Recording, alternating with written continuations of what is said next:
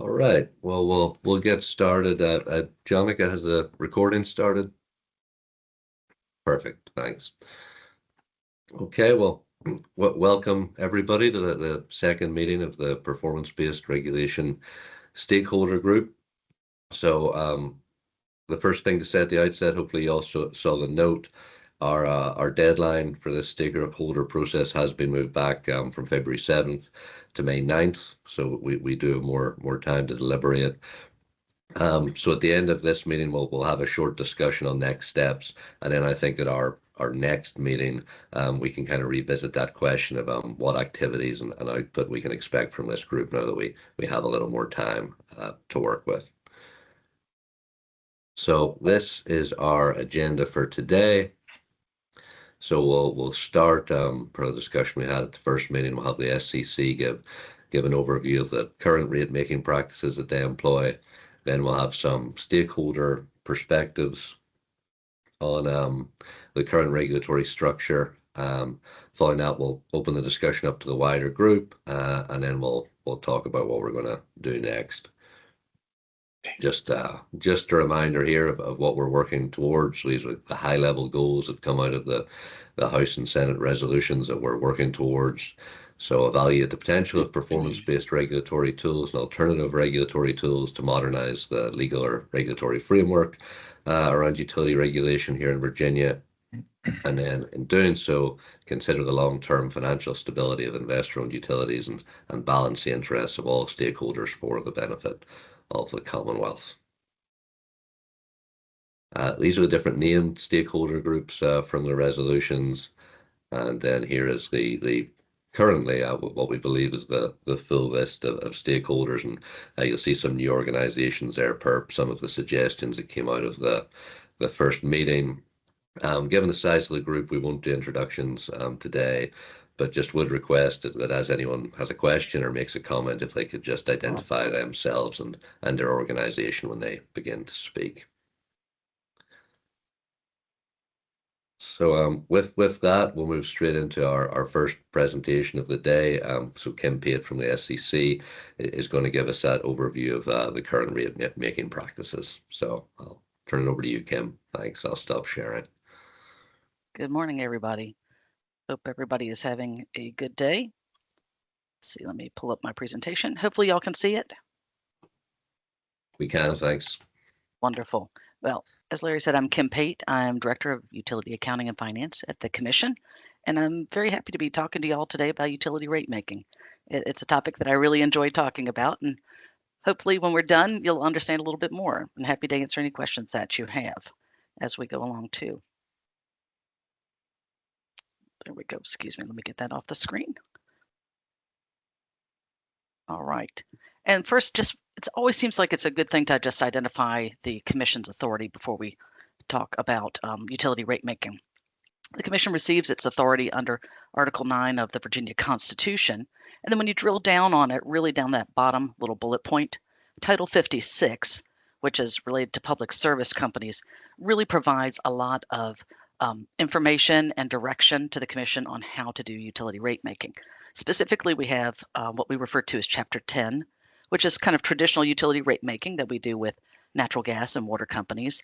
And then we go to Chapter 23, which is really a hybrid or an alternative rate making form for investor-owned electric utilities. And then Chapter 24 is integrated resources. Now, the Commission's authority is kind of broad. The most important thing to take away from this is the Commission is an economic regulator. So that means we're setting the rates. So what are we setting the rates for at the Commission? We're setting them for electric, natural gas, water, and wastewater utilities. And today we're just focusing on electric utilities, but there's similarities between them all. I think the main thing to take away from this slide is that municipal or federal entities are not rate regulated by the Virginia Commission. And then the other item is that all reasonable and prudent costs, that's whether it's building a plant, it's maintenance, it's payroll, all reasonable cost and prudent cost of providing electric service to customers is paid for by customers. So that's just kind of a item that keeps coming around again and again. And that also includes a profit margin so the utility can make some money for its shareholders. So thought it might be good to just identify the types of electric company proceedings that we have before the commission. One of them deals with the recovery of fuel costs, and it's exactly what it sounds like.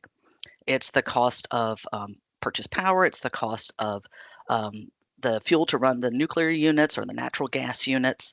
And that is actually a dollar for dollar recovery mechanism from customers. So again, whatever the company spends gets recovered from customers. There's no profit or margin associated with that. It's just simply a pass through. Then we also have, which again, let me back up to that the fuel factor is a type of rate adjustment clause. So now we're going to talk about rate adjustment clauses. And those are specific dollar for dollar recovery mechanisms for specific costs. That could be for a generating unit. It could be for demand side management costs, energy efficiency costs, transmission costs. Again, these are dollar for dollar mechanisms that are identified in the code for recovery of specific costs. Most of them include a profit margin, but some of them do not. And then the third type of rate proceeding we have kind of recovers the rest of the costs, base rates. Now here the difference is the first two we talked about, those rate adjustment clauses with fuel and the other acts, are dollar for dollar mechanisms. Base rates provides an opportunity to recover the cost of service. So if it's not recovered through the fuel factor, or it's not recovered through a specific rate adjustment clause, it's going to be recovered through base rates. So those are the three types of proceedings that the Commission has to determine how costs should be recovered from customers. So specifically, we thought we would talk about the regulation of Dominion Energy Virginia's rates.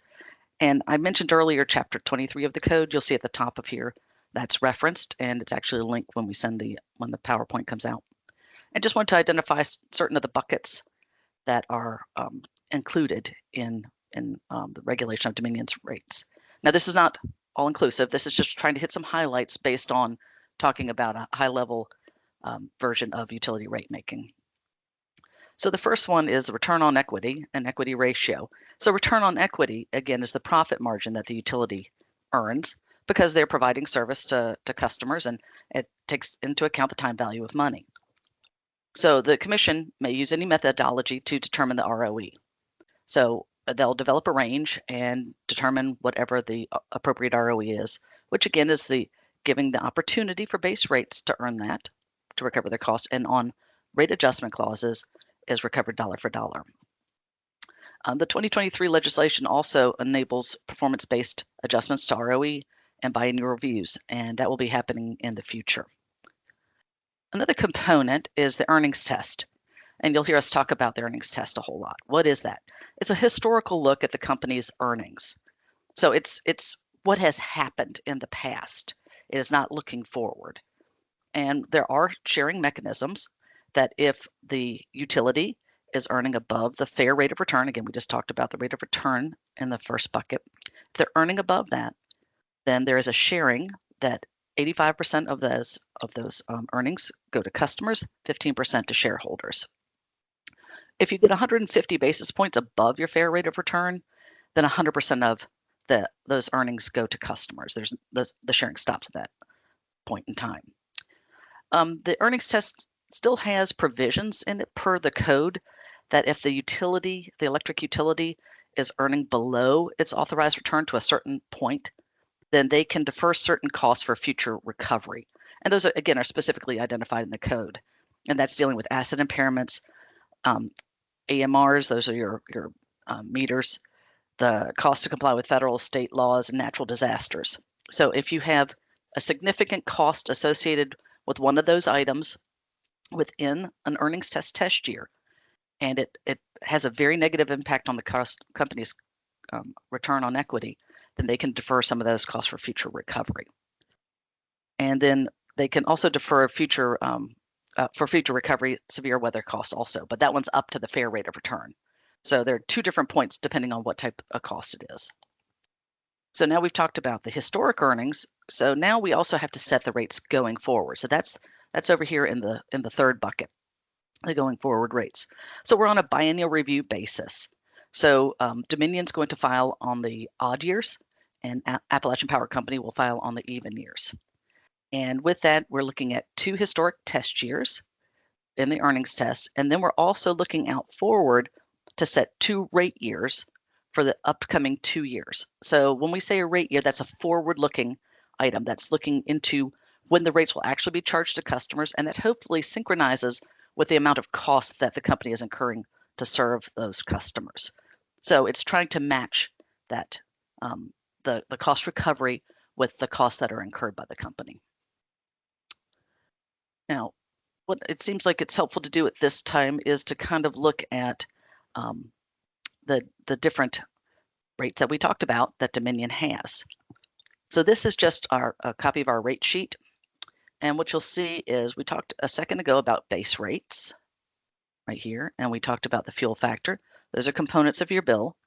And again, the fuel factor is a rack also. And then all of these other items listed down here, going down from the deferred fuel cost down through the PIP USF.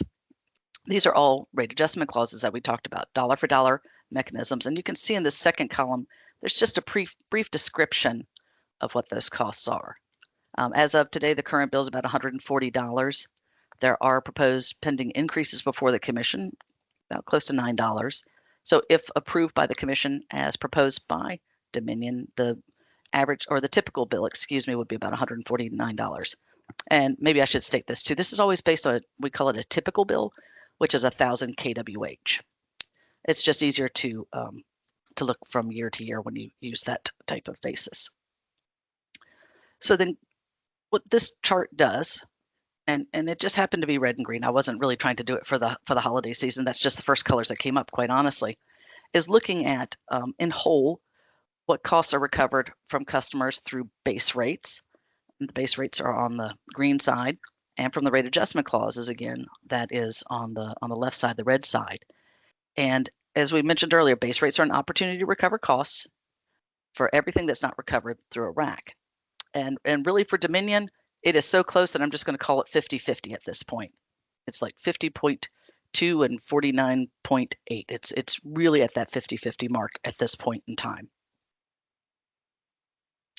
Just to kind of give you a little information concerning what Dominion has identified as going forward capital expenditures that they're looking forward to in the next 5 years. This was presented in their Investor Day report back in March, and it identified about $35.5 billion worth of capital expenditures that Dominion's going to invest in their system over the next 5-year period. And you can see they've identified it between transmission and distribution, solar storage, nuclear grid transformation, and others. So that is a good amount of money that they will be spending over the next few years. All right, and then it seems like it's time to talk about APCO's rates. So we talk about setting rates for Dominion, and we'll talk about setting rates for APCO. They're similar, but there are just a few differences between the two. And one of the differences is not in the return on equity and equity ratio. It's the same as Dominion's, where the commission may use any methodology to set the ROE, and there's legislation that enables performance-based adjustments to ROE also. So that's the same as Dominion's. We're going to have some deviations in the earnings test and the going forward information. So the earnings test, again, same as Dominion's, is a historic look at the financial information of Appalachian Power. The code does provide for a collar for the earnings test. Well, what do we mean by a collar? It's 100 basis points. And if the company's earnings are within that 100 basis point collar or band, then they're deemed to be neither insufficient, or excessive. So in other words, everybody got it right. Now, customers receive 100% of earnings above the collar. So if the earnings of APCO are above the collar, there's no sharing like there was in Dominion, just they have a collar that they get to keep. But above the collar, that amount then goes back to customers. And they do have the ability to defer severe weather costs and natural disaster costs, and that goes to the top of the collar. Again, a little bit different provision, similar in that they can defer it for a future cost recovery, but a little different in the point in which you determine how much can be recovered going forward. So then we'll talk about going forward rates again. So similar to Dominion, it's a biennial review. So we're setting rates for 2 years. The one difference is for Appalachian Power Company, we develop one rate year that rates are set on, and those rates are in place for a 2-year period, where with Dominion, as we talked before, there were 2 rate periods, and the rates are actually can be changed in each of the 2 periods. APCO's are set once, and are in place for that 2-year period. Also, by statute, that the final order needs to be issued by November 20th of the year that APCO's biennial review is in. And again, for Appalachian Power, they're on the even years, and Dominion is on the odd years. Similar to Dominion, wanted to put up the APCO bill, and again, you will see base rates, as we talked about, opportunity to recover, fuel factor, and the rest of the racks. And really, if you want to look at it, prior to 2007, there were base rates and there were fuel rates. And with the Regulation Act in 2007, all of these racks came into place. I believe there are about 22 of them for Dominion, and I believe it's about 11 for APCO. So that's the alternative regulation that has been occurring since 2007 in Virginia to identify specific costs for recovery through a unique mechanism that's dollar for dollar. And like Dominion, you could see the different types of items that are being recovered through those specific racks. Today, the current bill for APCO, or as of January 1, 2025, is looking at about $172. Their proposed increases, I'm sorry, this increase is actually will happen on January 1st, but this one has been approved by the commission. This amount comes from Appalachian's compliance filing that they made with the commission. So there's not much change expected in the future on that. It would be about $174-ish. Looking at it the same way we did with Dominion and putting it on a pie chart, again, your base rates are in blue on this side.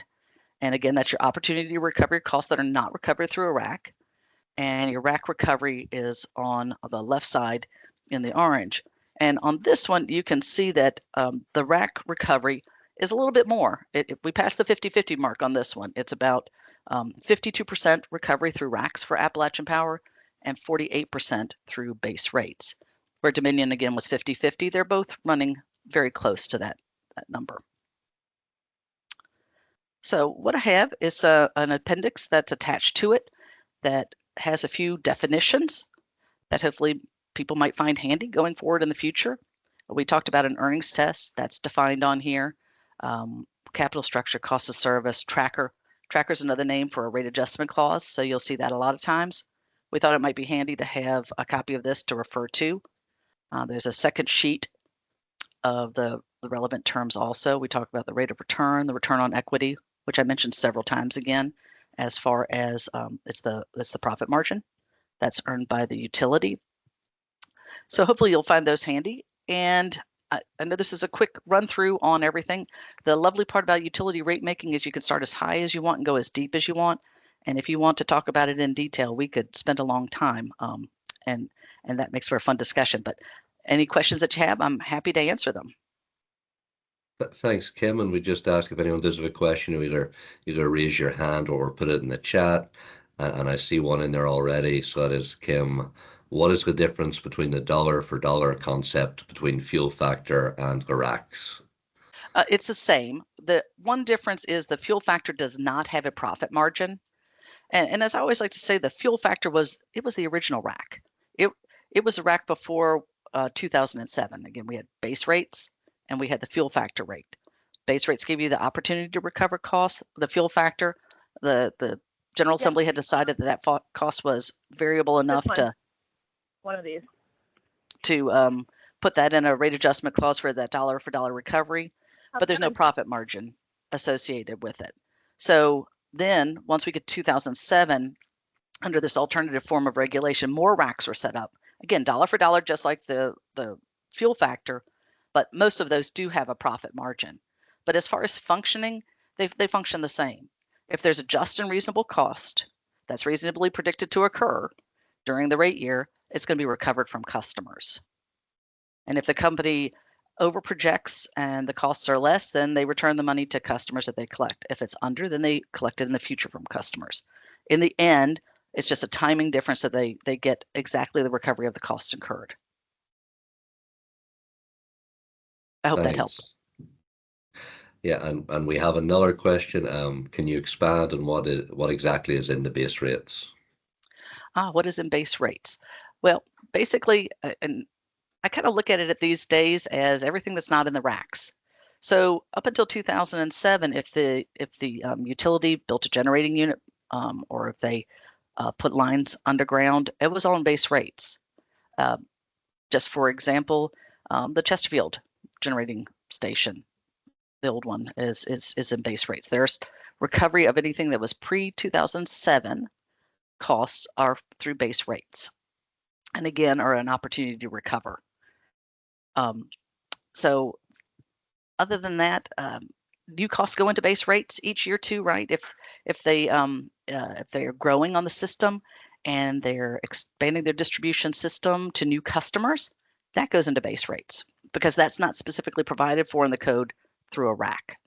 But if they're undergrounding the as referred to as the SUP program, they're undergrounding lines that were previously above ground. Well, there's a rack for that. So anything specific that can have a rack, the utility usually opts to recover from there. If not, then it's recovered through base rates. Thanks. And we have one question, I think it would lead directly on from there. Are there benefits to rolling all costs into base rates and eliminating racks? Well, I've never experienced that, quite honestly. I think that would be a policy question for the General Assembly. Again, pre-2007, we already had a rack, the fuel recovery. So I've been doing this a long time. And so ever since I started, there was at least one rack, again, fuel. As far as whether everything should go in base rates or not, that's a policy decision above my pay grade. Thanks. And then the other question I see is, do racks recover CWIP or only the return on CWIP, which I think is capital work in progress? Yeah, construction work in progress. Yeah, construction work in progress works the same in both base rates and racks. That you recover only the financing cost. We call that recovery on the investment, and recovery of the investment only happens when it is actually put into plant and service. So if it's in construction work in progress and base rates, or in construction work in progress in a rack, such as a generation rack, the company is only earning a return on it until it becomes used and useful. Then it gets moved into plant and service, and then they get a return on it plus recovery of the dollars. There's no recovery until it's used and useful. Thank you. And I don't see anything else in the chat. I don't think there are any hands raised. Is that right, Jonica? Do you see anybody else trying to ask a question? No, I think we've got covered. Okay. Well, thank you very much, Kim. Certainly. Appreciate all the background.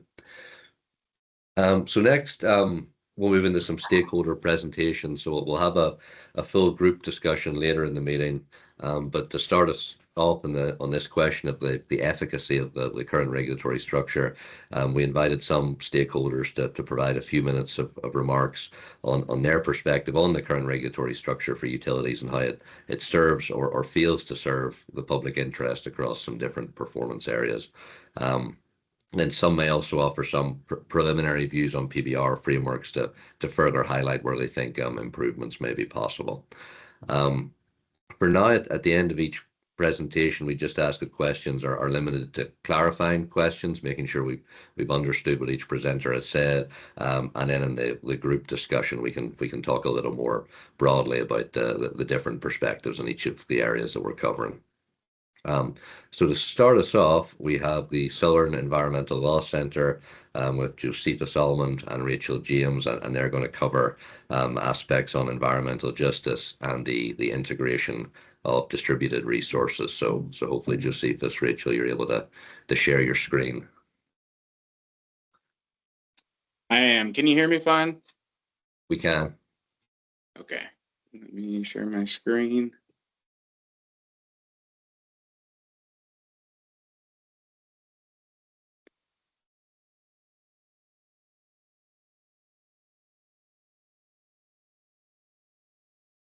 Are you all getting the full view, or are you still seeing the? We still see the side panel, but it's coming up pretty clear on my screen. Hopefully, it's the same for everybody else. Let me get out of here. try that again.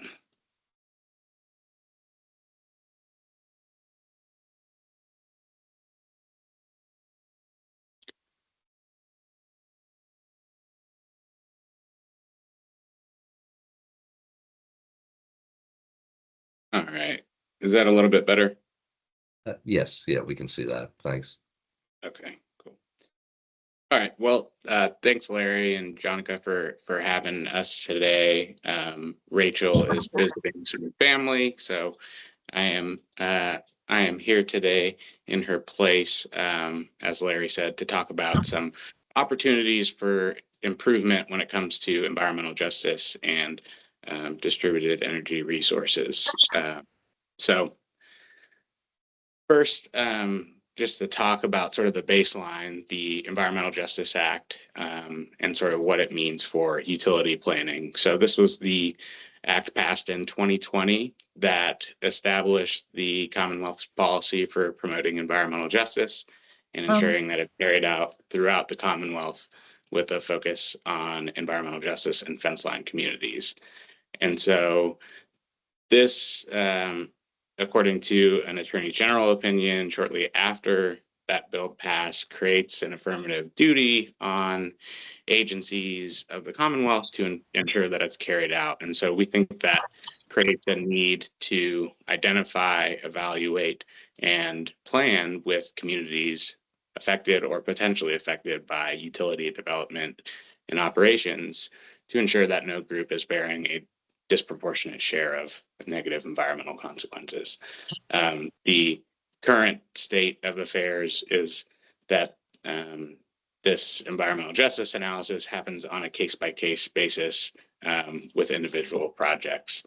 But the current system doesn't address the need to move beyond sort of customer service towards customer involvement and, importantly, reductions to energy burden. Just a couple of ways that environmental justice can be furthered through PBR-informed regulatory changes. So the first is tracking service disconnections by locale, trying to minimize service disconnections, especially in the environmental justice and fence line communities. The other is to incent and expand programs that can reduce energy burdens in these communities. The PIP program is a really good example of that. I know Dominion started rolling that out this year, as did Appalachian Power Company, and customers have already seen really significant savings through those programs. And so with rising rates, programs like that are really important to be able to lower energy burden. There's also a need to increase and enhance energy efficiency and clean energy options for these communities, making sure that they are also playing a role in our clean energy transition, and then tracking and measuring the effectiveness of those programs, sort of like the utilities do, and do a routine job of evaluation, measurement, and verification in their energy efficiency portfolios. Next, I'd like to talk about distributed energy resources. I noted in the last slide that we should be trying to incentivize the adoption of these, especially in environmental justice communities. But what we're talking about here are behind the meter devices, including but not limited to solar storage, smart thermostats, water heaters, heat pumps, EVs that either provide energy or energy management capabilities for the customer or the grid. And so how PBR-informed regulatory changes can help incentivize DER deployment at scale. One key way would be to minimize interconnection times. Currently, there are, 30 and 60-day times in code and in regulations, and the utilities are supposed to connect customers on those timelines, but there aren't any penalties If the utilities take longer than that, they just have to provide the customer with a waiver. And so doing something to try to minimize those interconnection times, working to appropriately value grid services that distributed energy resources provide, because not all DERs are providing the same value. That value will differ based on the time they are providing that service, based on the location they're providing that service. And that includes in sort of demand side management, program development. And I won't get too much into energy efficiency because I know another group will be covering that pretty thoroughly. Another sort of key way to incentivize more distributed energy resources with the sort of transmission and distribution infrastructure we have is working to incentivize GETS utilization. And so trying to align utility incentives with deploying more grid enhancing technologies to try and take advantage of the existing capacity we have. And then the last point is EV charging support. And so things like make ready investment, managed charging, vehicle to load, vehicle to grid, thinking about the electric school bus fleet as an asset, as a grid asset, and making sure that these sorts of investments are also happening in environmental justice and fence line communities. And then lastly, just want to touch on how these PBR-informed regulatory changes can measure and ensure emissions reductions. And so the Clean Economy Act contains the mandatory retirements, the RPS, and the build targets that we're all familiar with. There are also the carbon reduction requirements in Code Section 10.1-1308. And so as opposed to carbon intensity in the utility planning space, actual carbon emissions should be presented clearly and reported. Otherwise, because of future load growth, progress on true emissions reductions might be unclear or difficult to parse from the data. That's all I had for today, so I will stop sharing now. Thanks, Josephus. And again, does anybody have any clarifying questions for Josephus that they either want to put in the chat or raise their hand? I think I've seen one that's come in. Josephus, do you feel like the current regulatory environment is functioning to address the concerns of your slides at all? So is it doing anything to reach the policy goals? I think the PIP program is, are you talking, John, specifically about the environmental justice concerns or about distributed energy resources?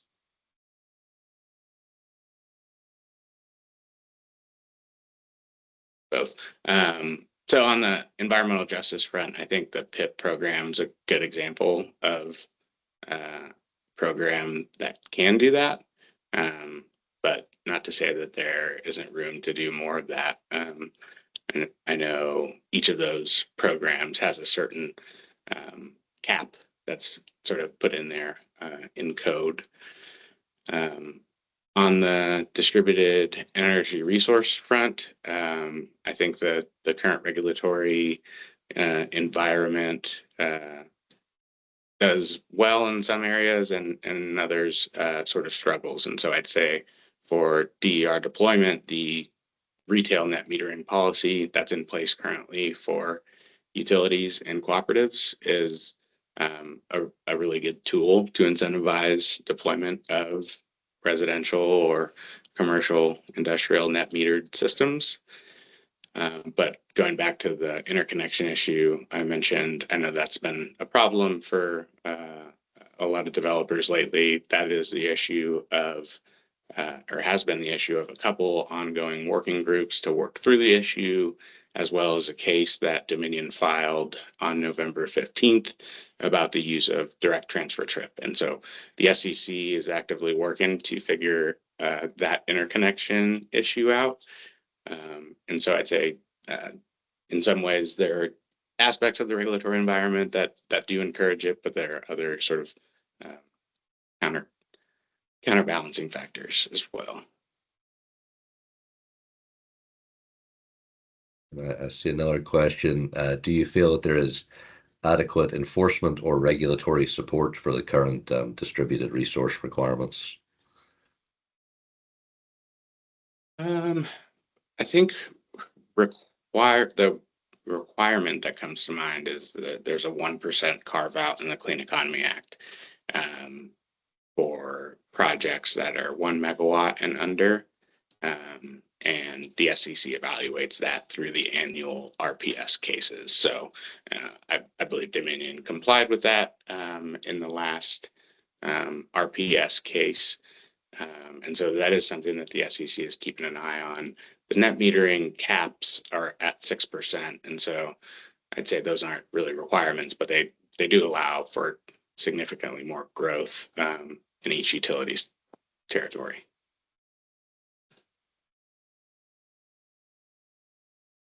Thanks, Josephus. I think that's the last question I see.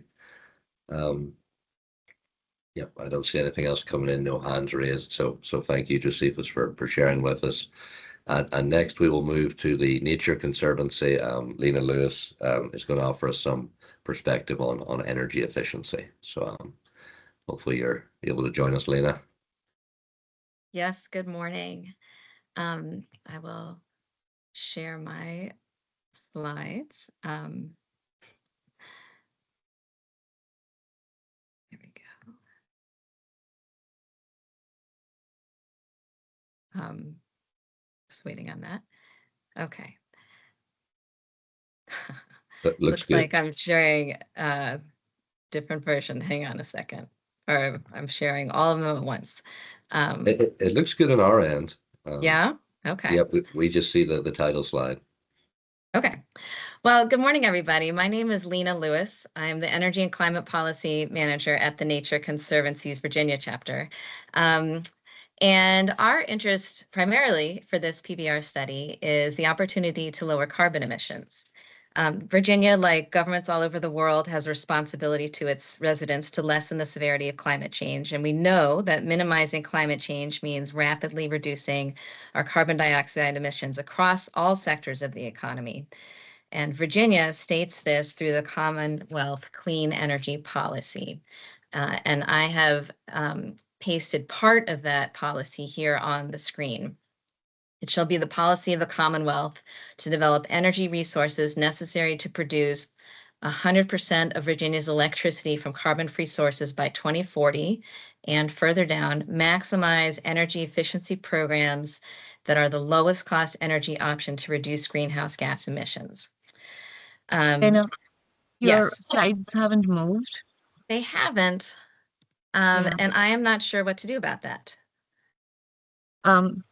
If you would like, I can share my screen. Well, that would be fine. Of course, I have changed my slides since I sent them to you based on some comments that Larry sent me. So I would love to take a sec to try that again. How about now? Can you see it now? Yes, we can see it. Thanks. Okay. All right. Well, I will just give you a moment to absorb everything that I just said now that you see it placed in front of you. And I'll continue. So the cleanest, cheapest energy is the energy never generated. And to achieve our climate goals, our energy policies should be designed to incentivize a reduction in energy demand. Or more realistically for Virginia, a slowed rate of increase in energy demand. But instead, oh, I see. Hang on a second. Could I just for a second, I want to stop sharing and see if I can redo this because this is not showing the latest version that I have. I just really, hang on a second. I'm not used to sharing on this format. Can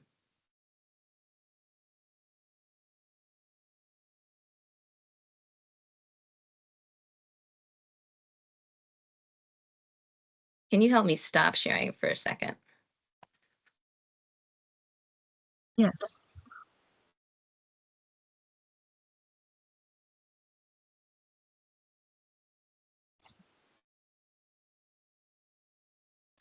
I think you need to stop sharing on your end, but there's an option to navigate to next slides over here. Yes, your screen has stopped now. Okay. And Sorry, yeah, guys. we can see your screen. You can see Um, my screen. yeah, it started sharing again. Okay.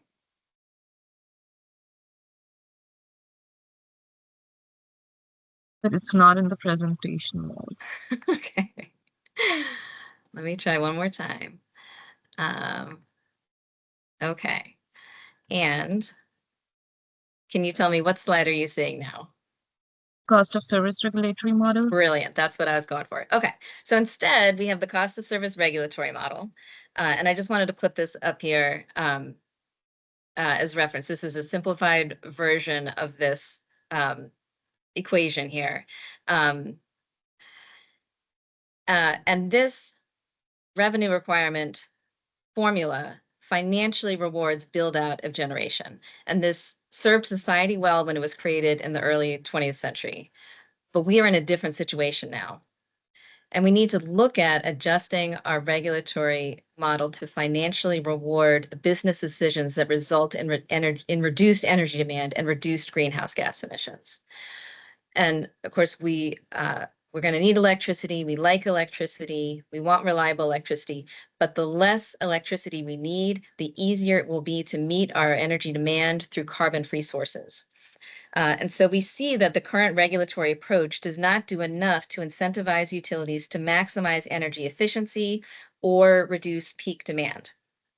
And both of these deficiencies lead to increased carbon emissions. And I also, so as I'm talking about energy efficiency and peak demand, I want to point out we actually have a performance incentive mechanism already in place for energy efficiency. You know, as we talk about what's our current state of play here, we have a PIM for energy efficiency called the EERS, the Energy Efficiency Resource Standard. It requires IOU to meet energy efficiency savings targets through energy efficiency programs. And if those targets are met, the IOUs get the same return on equity for those programs as they do for capital projects. And if the targets are exceeded, a bonus can be earned.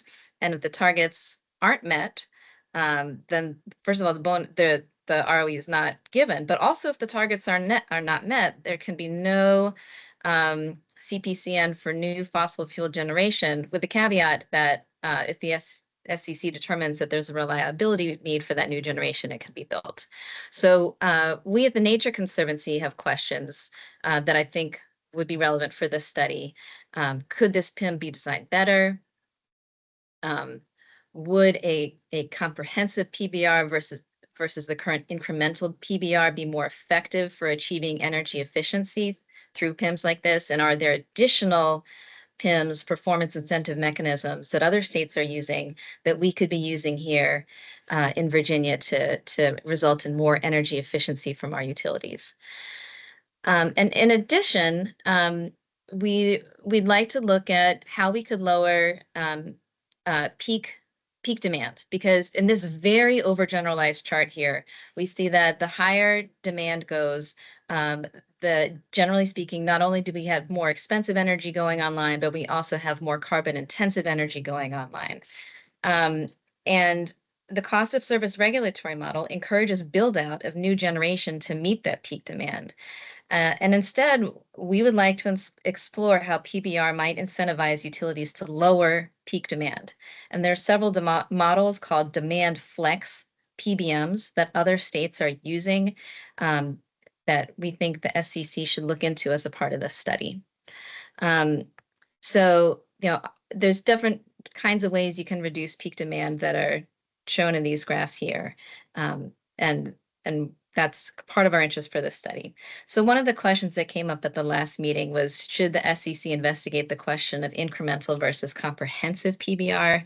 And I know that I'm running over on time now, so I just want to say the current cost of service model motivates utilities to sell more electricity for the purpose of justifying more capital projects. So decoupling energy sales from utility profits would remove that disincentive for utilities to reduce energy demand while keeping utilities whole. So we think it could create the framework in which PIMS could operate without working against the current incentive to build more capital projects. And this study is an opportunity to take a look at how effective that comprehensive approach could be. So I'll leave it at that. And thank you for your patience with my slides. Thank you, Lena. Does anybody have any questions for Lena regarding her presentation? Okay, I don't see any. So thank you again, Lena.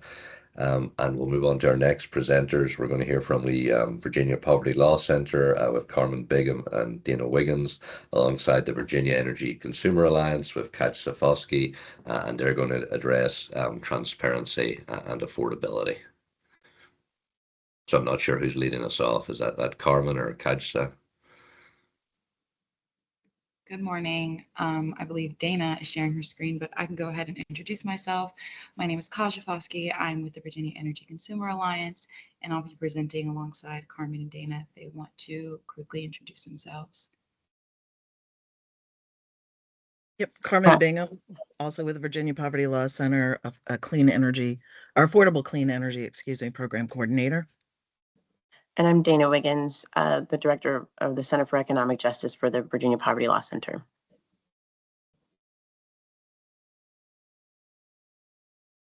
Can everybody see the slides? Yeah, I can. Yes, we can. Thanks. Okay. Okay, so I think our presentation kind of naturally complements some of the things that Lena was highlighting, but more specifically thinking about how our current cost of service model and incentives, specifically related to capital expenditures, can make affordability less of a priority in the current regulatory framework. So as of right now, the only metric related to customer service is the average speed of answer. And in our perspective, in the current regulatory model, there is no assessment of affordability of the rates as experienced by the customers. And that can be demonstrated through looking at utility shutoff numbers and arrearages. And so right now, our utilities are voluntarily providing some information about utility shutoffs and arrearages, but there is no formal submission. That data is not provided at zip code level, but that has recently been recommended by the State Corporation Commission in a regulatory proceeding on kind of a miniature version of PBR. They recommended that it could be helpful to have more of those numbers. And I think our perspective is that from those numbers, we can then come up with more regular tracking and metrics related to performance, as some other states have that have implemented PBR. In Illinois, for example, they have specifically implemented an affordability metric, and that affordability metric is related to a reduced number of disconnections in areas that are experiencing the highest rate of energy burden or have largest population of low-income persons by zip code. So kind of complementing some of the goals that Josephus outlined in his presentation around environmental justice and prioritizing those particular communities that are experiencing high energy burden. And then kind of like Lena highlighted with the capital expenditures, the incentives for utilities to build out large capital investments and continue to invest in fossil fuel generation and more broadly utility decision making can have large consequences on the affordability of rates for ratepayers and for specifically customers who are experiencing high energy burden already.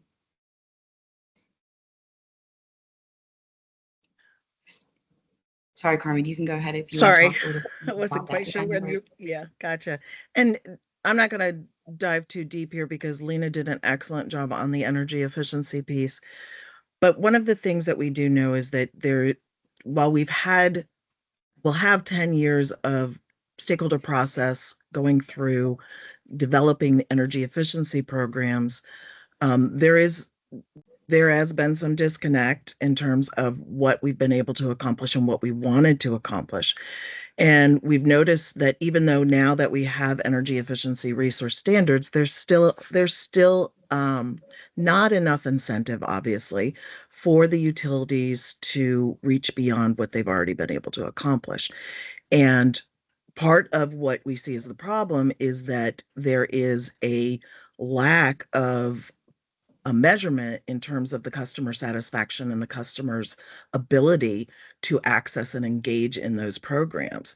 In a long-term planning case, more recently filed, Dominion's own report from their vendor Cadmus noted that 79% of non-income qualified, that would be what we refer to as market rate individuals, 79% had no idea what energy efficiency programs were being offered by the utility. And so we are only now in the stakeholder process trying to work on marketing strategies and plans to implement in order to get that number lowered.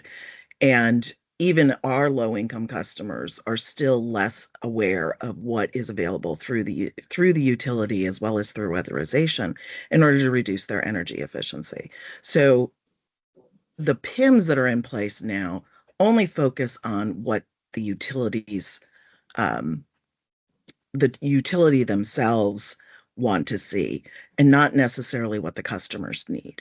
And so a more comprehensive performance-based, a performance incentive metric around the customer satisfaction and the customer knowledge about, and then participation in these programs would help to incentivize deeper retrofit programs as well as better marketing programs so that we are getting the bang for the buck on these energy efficiency programs. And Dana, you can go ahead now. So, for us, PBR can improve our cost of service system. For us, our goals are really to make sure that if, for the things that we've outlined, elevating transparency and affordability are the main drivers for us of using tools like PBR in our regulatory process, in our rate making process. It is an umbrella suite of regulatory tools to ensure utility service and programs align with state policy goals. It is a tool as a means to an end. It is not it's an umbrella of tools. There are lots of things that we can be using under the umbrella of PBR, and we do currently use some incentive tools as a means to achieve some of our policy goals. But while we're able to stay still within the cost of service rate making model for our vertically integrated utilities. Obviously we had from the rate freeze to the GTSA, the Grid Transformation and Security Act of 2018, to the VCEA, and amongst many other incentive tools. We've been using certain kinds of tools that fall under this umbrella, but I think using comprehensive PBR tools, ones that include both incentives and disincentives to achieve the policy goals, can allow for utilities to better meet those policy goals and actually meet the needs of the customers that are paying for the utility, for that utility. So affordability of the service for residential customers is absolutely critical from our point of view. Tools that produce more cost-efficient operations and investments in customer service yield benefits not just to the customers themselves, particularly low-income customers from our point of view, but also for all ratepayers in all ratepayer classes. Reducing residential disconnections and repayment plan barriers help the whole system function better, including the utilities. PBR can create the correct structure that ensures that efforts are sustainable for the utilities and the ratepayers, who are the ones who have to pay for from paper clips to power plants, all the costs of the utility service. Regulators need a flexible and modernized regulatory tool belt to be able to respond to emerging issues. So PBR offers solutions that we might be able to use around the data center piece, which many of us have also been involved in some of those discussions and meetings, and to access clean energy generation resources that will require better tools in the regulatory tool belt to accomplish any of these policy, any of the current policy goals, but also policy goals moving forward.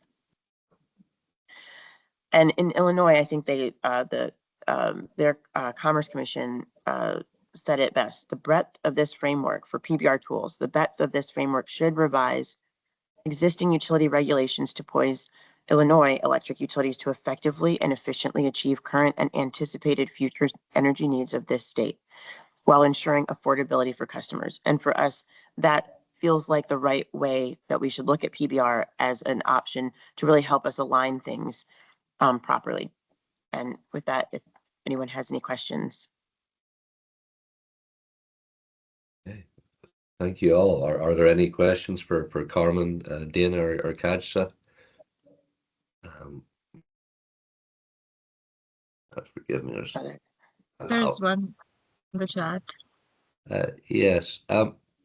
Carrie, could you ask your question? I want to make sure it's put correctly. Are you able to unmute? Yes, thank you, Larry. Hi, Carmen and Dana and Kasha. There was mention early on regarding voluntary reporting by Dominion on arrearages by zip code. And as we're just talking about, environmental justice communities or disadvantaged communities otherwise, just wanted to make note on the record, that analysis for that really could be better supported if more granular reporting was conducted so that there's alignment for the census blocks or census tracts that are the basis of those disadvantaged community definitions. So just wanted to make sure that if there's any consideration for more requirements around reporting, that it's beyond the zip code level. Yeah, Carrie, I can respond to that. Again, this is Carmen. And Illinois does require their utilities to actually report by zip code, and they wanted to get down into the census tract area, but that was beyond the scope of what the utilities were capable of doing, because that is not how they track any of their utility service. So what Illinois does is they get that zip code based data, and then they layer that over their census tract data so that they can better match and align where their services, where the utility services need to be to focus on high energy users, low income communities, CJ community or EJ communities, excuse me, and any other groups of households and customers that they realize that they have a problem there. So that was something that they tried to get at there also, but again, because the utility itself does not track data by census, they don't provide service by census tract. They provide, the best we could get was zip code data, and then it would be incumbent upon the group that gets that data to actually match that over the census tract data. Thanks. I think we have a follow-up question. Would it be possible to potentially use Department of Energy national level mapping? I believe that is what Illinois is using in order to match that data. Overlay. Thanks. Any other questions on this presentation? Okay, well, thank you all. I appreciate it. And we will move next to Clean Virginia. Laura Gonzalez Guerrero is going to present alongside Mark Lowry from Pacific Economics Group, and they're going to address rate making.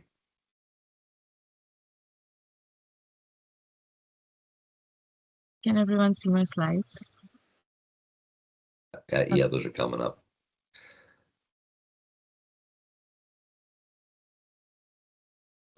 Laura, are you with us? You're on mute.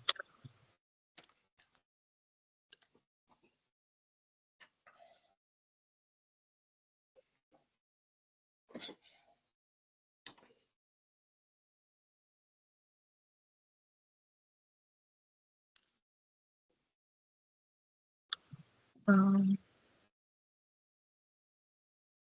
don't see an option to unmute, for instance.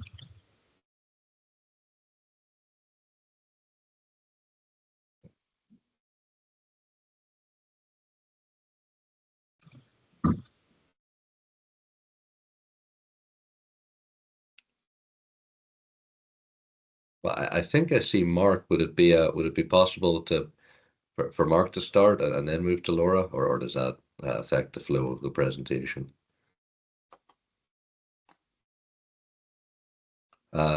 Okay. We could In that, definitely do that.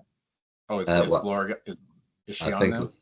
I think Laura has just asked us to go to the next presenter, so we'll do that. In that case, our next presenter is from Dominion Energy. So hopefully Joe Reed is ready, and then they're going to discuss the current regulatory structure and in particular offer some perspective on the performance-based elements that already exist under current law.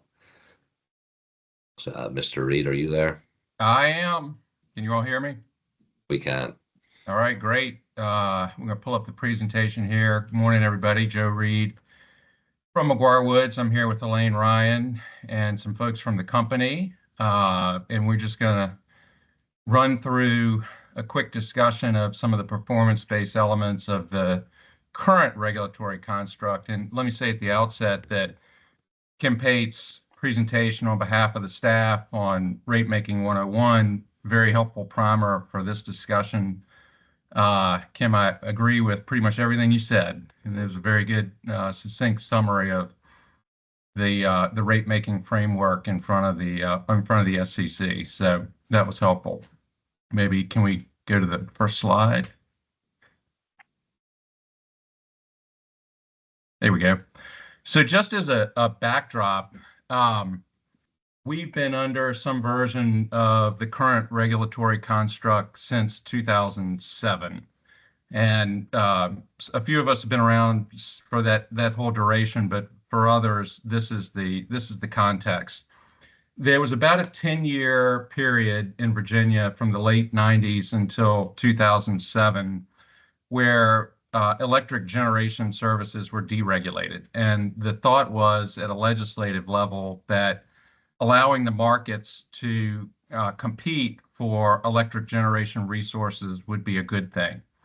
By all accounts, I think that was less than successful because during that time, not 1 megawatt of new electric generating capacity was added in the Commonwealth. And so in 2007, there was a severe shortage of resources in Virginia to serve Virginia.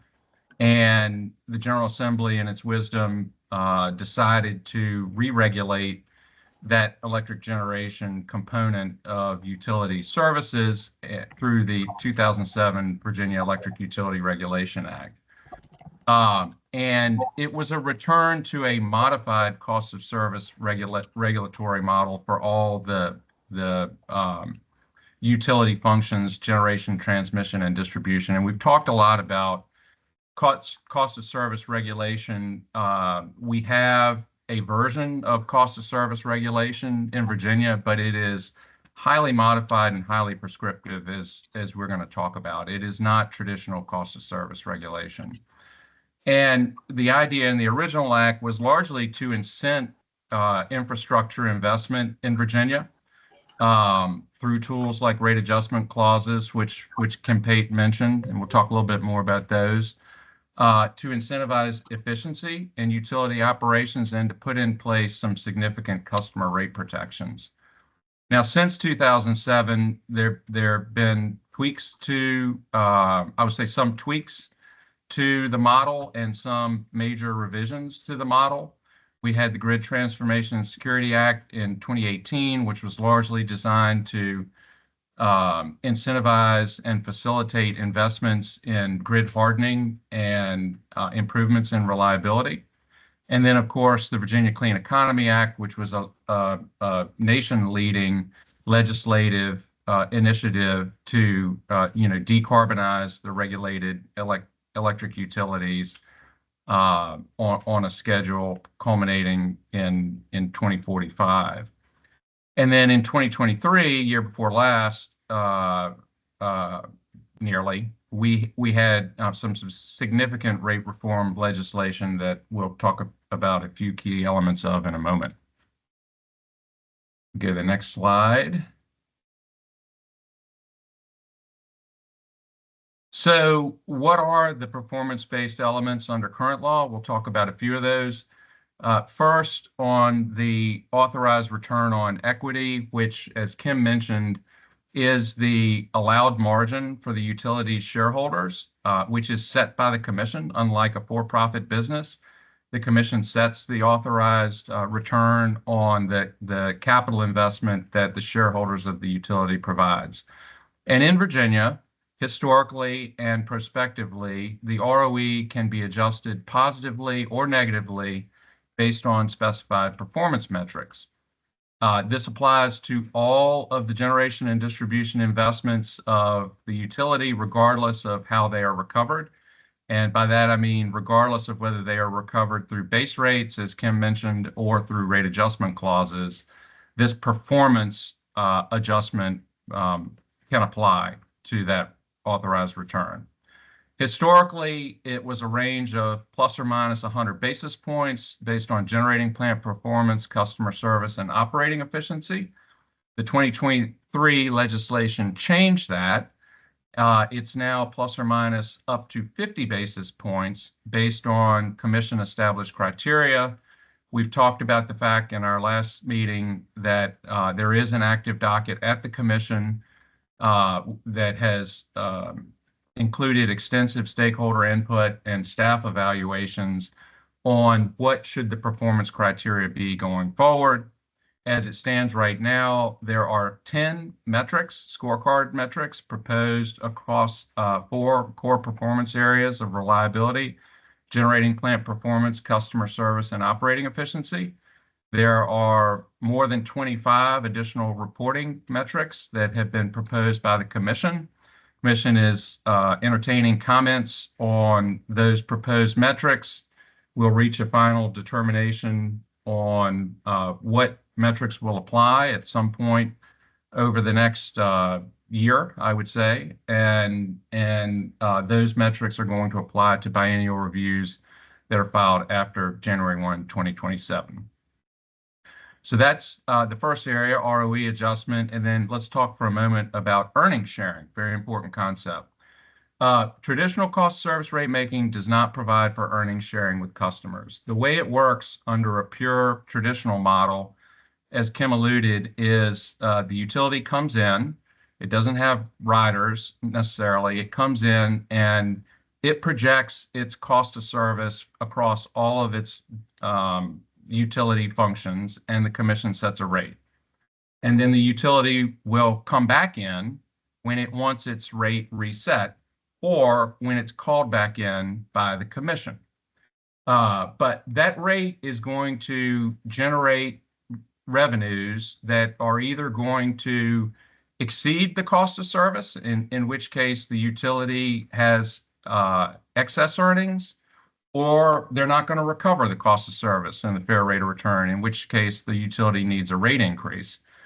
The important concept there is under traditional cost of service rate making, if the utility is recovering more than its cost of service, it has no incentive to come back in for a rate change, and the customers get no benefit of those increased earnings. They all go to shareholders. That is not the model that we have in Virginia. As Kim mentioned, for the RACs, which are roughly half of the cost recovery for Dominion currently, those are dollar for dollar. The utility is going to earn no more, no less than the actual cost of service and its authorized rate of return. For base rates, which cover everything else on the generation and distribution side, Virginia's construct requires refunds of revenues if the authorized ROE is exceeded. And the idea here is that this incentivizes the utility to make the appropriate investments, to operate efficiently, and if they do, then the utility and the customers share in those efficiencies. Historically, the earnings sharing percentage, it started out at 60% of available earnings above the authorized return band for customers and 40% for the utility. That went to 70-30. And then in 2023, we went to a model where it's now two components, important components. One, there used to be a safe zone, so to speak, or an earnings band of 70 basis points above or below the ROE. That was eliminated in the 2023 legislation, and the earnings sharing percentage was increased. So now, as Kim mentioned, if the utilities' base earnings are above the authorized return as determined by the commission in the earnings test, then 85% of those available earnings will go back to the customer up to 150 basis points above the authorized ROE, and then above that level, all of the available earnings go back to customers. So that's a unique feature, fairly unique feature across the country in terms of the percentage of available earnings that end up going back ultimately to the customer, and certainly is related to utility performance. So next, another PBR concept is multi-year rate planning. And there were some changes as it applies to Dominion. And I should have said this at the outset. The features that I'm talking about are those that specifically apply to Dominion Energy Virginia, which is known in the code as a Phase 2 utility.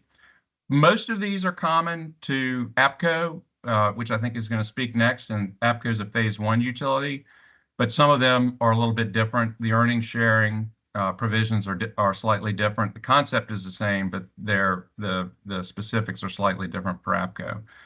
So for Dominion, in terms of multi-year rate planning, there was another change in 2023. First of all, we went back to every 2-year reviews of rates. We'd been in a cycle where we were reviewing base rates every 3 years in a triennial review. So we're back to biennial reviews. There were some significant gating items for changes in base rates that were in the law before 2023. Those were removed. The commission now has full authority to set the rates where it actually believes the cost of service will be going forward. And for Dominion, we project that base rate cost of service for 2 years going forward. So, for example, in 2025, Dominion will file its biennial review in March, looking back at earnings over 2023 and 2024, and setting rates prospectively for 2026 and 2027. Those are set separately for each of those two forward periods. It is a multi-year rate plan where we capture 2 years of the future cost of service. Then some other features quickly.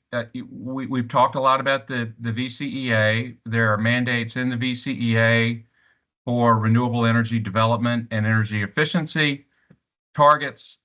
We have the RPS program, which is mandatory. We have targets for development of new solar, onshore wind, and energy storage resources in very significant amounts, 16,000 megawatts of solar, up to 5,000 plus megawatts of offshore wind, and 2,700 megawatts of energy storage as specified in the code. There is also an active docket to establish the energy savings targets in that 2023 commission case. And I guess the point here is, those are, in our view, performance-based elements in that they are specific targets or mandates that are specified in the law, right? I mean, the company is endeavoring to move towards those targets and mandates because the law requires it, and it requires that performance on the part of the utility. Last point I want to make here is, and you may not be aware of this, but there is a provision in the code already in 56.235.6 that allows the utility to propose other performance-based rate-making features. Now, these are not mandates. It is optional. But, for example, if a utility wanted to propose some type of decoupling mechanism, that could be done under existing law without further action from the General Assembly. So just to summarize here, well, I'm sorry, other features that are mentioned in the enabling legislation for this study.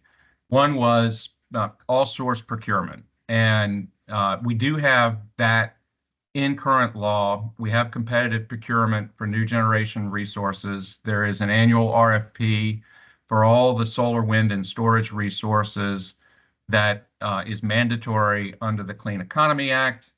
And that is very consistent with historic practice, where for any significant resource addition to the system, the commission has required, the utility has conducted, and the commission has required, really as part of its evaluation of whether those investments are reasonable and prudent, that you test the market, right? That you conduct an RFP and that you show that you're getting the most bang for the buck for the customer.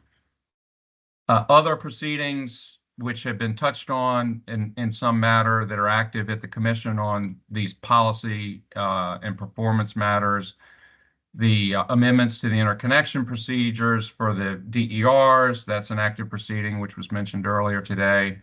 And there will be updated transportation electrification plans filed by the company in 2025.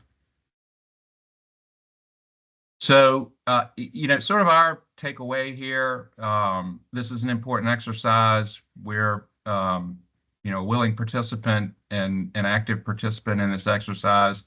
But I think it does need to be recognized that under existing law, under the existing regulatory construct for electric utilities, we already have a number of very key performance-based features.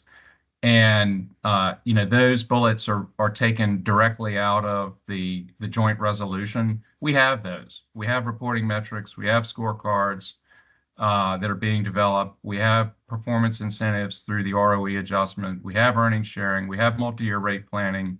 We have competitive solicitations, and we have these existing requirements that drive us towards, in particular, increasingly clean energy resources and an emphasis on energy efficiency. So the construct now, and we do a lot of benchmarking. We know what's going on in other jurisdictions with other utilities. I would say, and I don't know whether the staff would agree, but in Virginia, between the legislative prescriptions and the authority that is vested in the State Corporation Commission to review the utilities operations and rates, it is one of the most prescriptive, if not the most prescriptive, regulatory constructs in the country. That's what we have now. We just revamped it in 2023 to enhance the commission's authority for a review of the utility's performance, of its rates, and whether it's proceeding in accordance with the public policy goals, including the VCEA and related statutory mandates.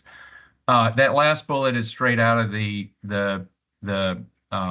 enabling resolution. We believe from the company's standpoint that what we have now does consider the long-term financial stability of the IOUs and balances the interests of the stakeholders for the benefit of the Commonwealth. Could anything be changed? Sure. I mentioned decoupling. We essentially have decoupling already for the rate adjustment clauses, where a good bit of the costs are already being recovered. Those are trued up every year to actual sales. Could you decouple the base revenues from things like weather inputs? Yeah, you could do that. The utility could propose that now. But in terms of, sort of a wholesale shift, and I haven't heard anything today about sort of a wholesale shift from where we are now, more kind of nibbling around the edges.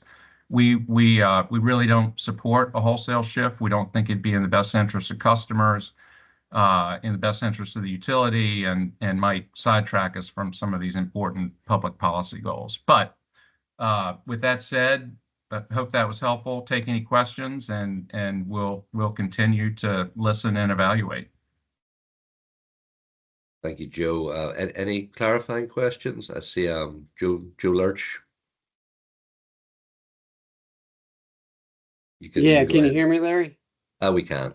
Yeah, great. No, thanks for the presentation, Joe. And just a question about the renewable energy targets. That's it's part of the metrics for the performance-based.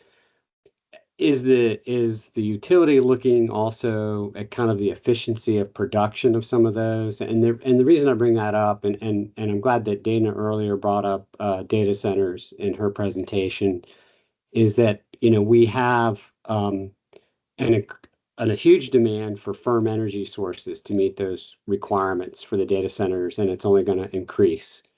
I think in a recent JLARC report, the capacity needed to serve all 340 buildings in Virginia is about 5 gigawatts.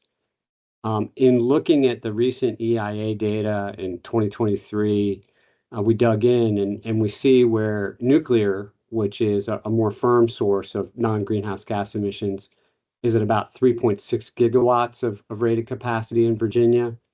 And utility scale solar is actually at that mark now. I mean, a lot of strides, great strides have been made. It's at 3.6%.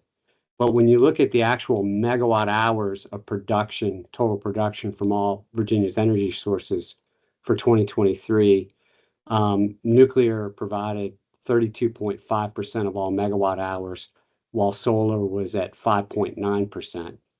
And so I think when we talk about efficiency on the use side, I wonder whether we should be considering efficiency on the production side as part of a performance-based regulation. And just any thoughts on that?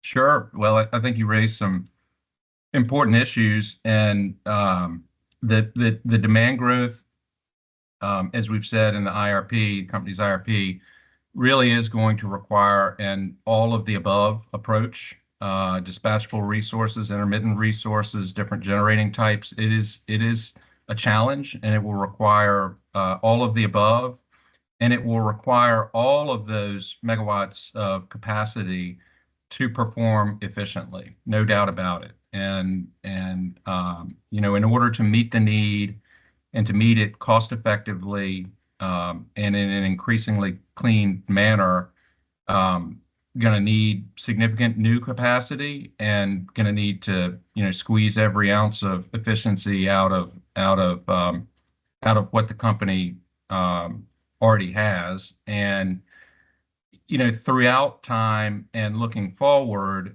that will be a likely performance measure. I mentioned the active docket at the commission on the ROE adjustment. Generating plant performance is core to that evaluation. The commission has proposed a number of scorecard metrics on generating plant performance, making sure that those units are available when they're called in the dispatch stat to generate. It's something that the company has performed very well on over time, and in particular, you mentioned the nuclear units. Historically, one of the higher nuclear performance ratings of any utility across the country for Dominion. Solar is there's so much that's under development and that is put in service in recent years, and you see those numbers ticking up as we gain more experience with that resource as well, in terms of capacity factor. But yes, it will be a focus, and if the commission avails itself of it, yes, it's likely to be a performance evaluator. Thank you, Joe. And our Clean Virginia presenters need to step away shortly, so we're going to just move back to their presentation now, and then I'll come back to some of the questions for Dominion that were in the chat. So if Laura and Mark are ready, we'll share their slides. Apologies for the slight disruption. Are the slides visible? They are. Hi, everybody. Can you hear me? We can. Perfect. Thanks. All right. Hello, everybody. Thank you to Virginia Energy and to all stakeholders for the opportunity to participate in this process. I am Laura Gonzalez, Energy Policy Director at Clean Virginia. You can go to the next slide. I want to start by saying that the 2023 reform certainly normalized Virginia's rate-making process. Since the 2007 Re-Regulation Act and through subsequent laws, Virginia established a framework unseen in other jurisdictions that limited essential commission authorities. However, some restrictions persisted, like a set ROE for Dominion Energy that the commission could not change in the 2023 rate case. Stakeholders agreed that the 2023 reforms went far in reestablishing basic commission authorities, thanks to the legislature and the Office of the Attorney General's leadership. That being said, I think the goal of this PBR study is not to overhaul what was accomplished, but to understand its benefits and possible pitfalls. In this presentation, I will address some of these. So as the commission, as Kim explained, rates in Virginia, I think you can go to the next slide. Thank you. Rates in Virginia have three components: the base rate, the rate adjustment clauses or riders, and the fuel factor. The graph on the left shows how a typical residential customer pays for these components. The fuel factor, as Kim explained again, the fuel factor and other riders are currently 50% of residential customer charges, which is a drastic increase or a drastic change since 2007. As Kim explained, riders and Dominion as well, riders allow utilities to recover costs outside of the base rate and are updated every year to reflect exactly the cost the utility incurred. Although riders and biennial rate cases decrease cost recovery risk for utility, this construct also weakens cost containment incentives. And to understand this, let's step back for a moment to the reasoning behind utility monopoly regulation. You can go to the next slide. Thank you. So one of the main objectives of regulating monopolies is to replicate the cost containment incentives firms experience under competitive markets. In a competitive market, firms maximize profit by minimizing expensive capital. However, this is different for regulated utility monopolies.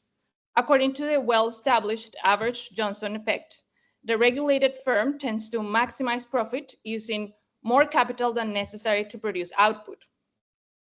Thus, when given the choice between a less expensive, low capital solution and a more capital intensive option, the regulated utility has a bias towards the latter.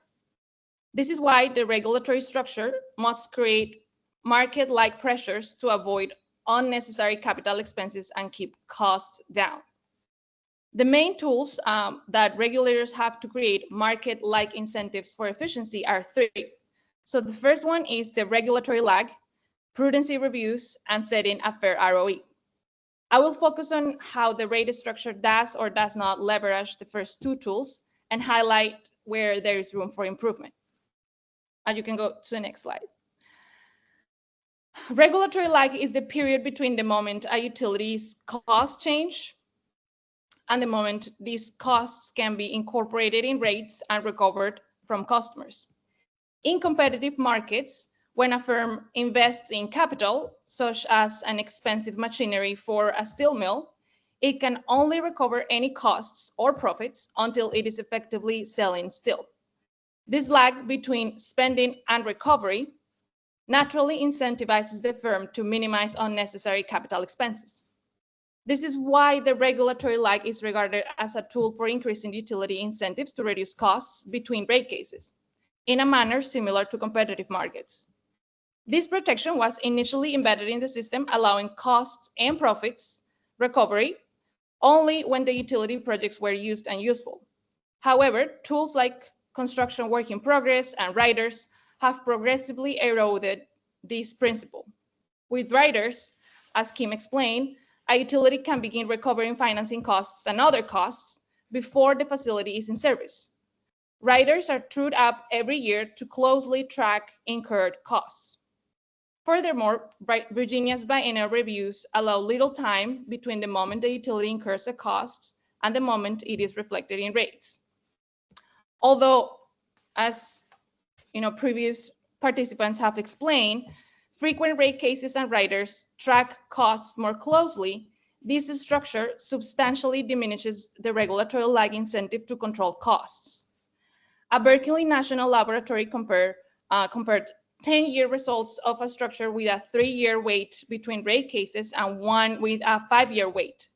The 5-year wait case resulted in 5% lower costs.